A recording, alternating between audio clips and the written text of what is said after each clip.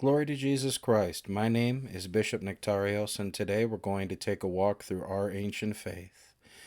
I had a question given to me about cloning, and they wanted to know what kinds of thoughts Christians would have on cloning and how we would see it in the world. And it's a great question. There's a couple of issues that Christians would take with cloning because cloning itself is, if we were to perfect it and be able to make viable human clones, would create two problems. The first is farming organs, and the second well, three problems. The second problem would have to do with the value of human life.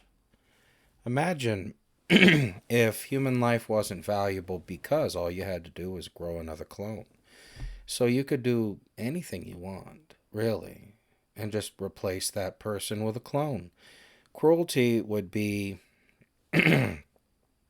cruelty in part is so serious because when you take a life, you are taking or injure or damage a life. You are injuring, damaging, or taking the life of an innocent. And even if they're not an innocent, they're impossible to replace. Once they're gone, that's it. It's like shattering a glass window. Good luck putting it back together again. But with cloning, there is the ability to simply replace whatever cruel or evil thing people do. And the third thing is civil rights, because our clones human beings. They're not born from a womb. Will they end up in organ farms where we grow humans just to kill them at the appropriate time and farm their organs for people that need transplants? Um, and this is the issue from a Christian perspective. Will we treat clones as human beings? More to the point, if we create a clone, a human being is a product of their environment, of how they're raised, of how they've been taught, the values that have been passed down from parent to child, or what they themselves have learned as they go through life. And here you're going to be creating an individual, and if they have their way, this individual could be of varying indeterminate age. We could create clones of the elderly, clones of the infant, and anywhere in between.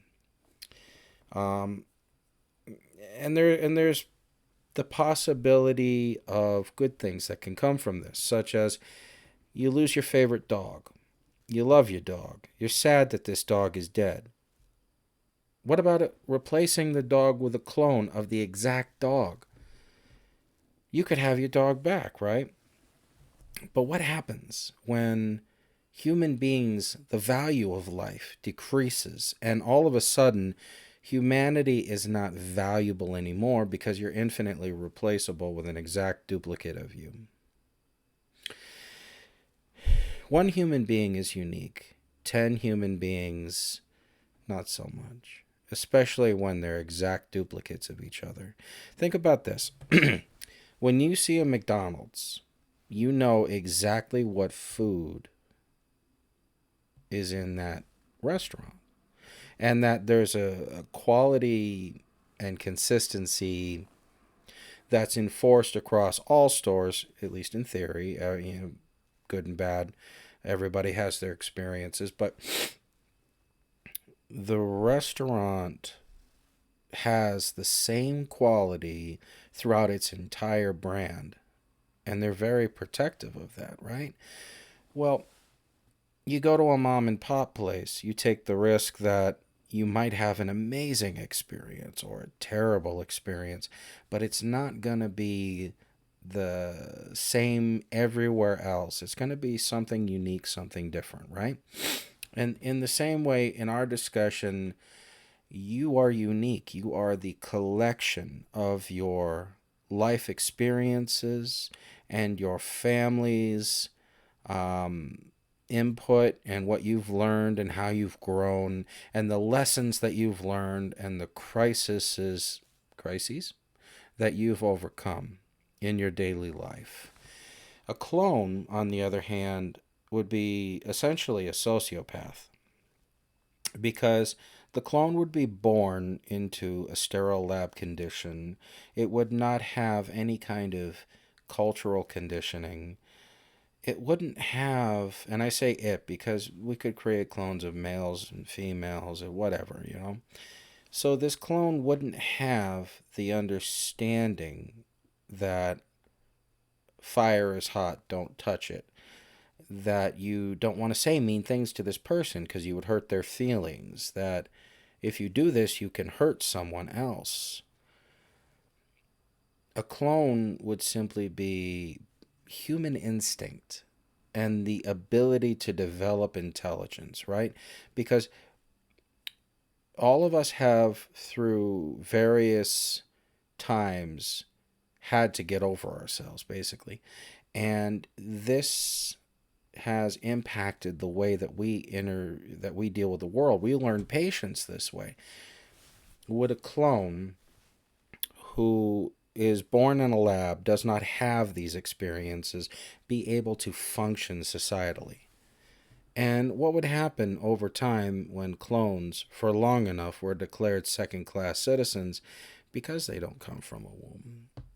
And because they are created artificially, they could be considered property created in a lab.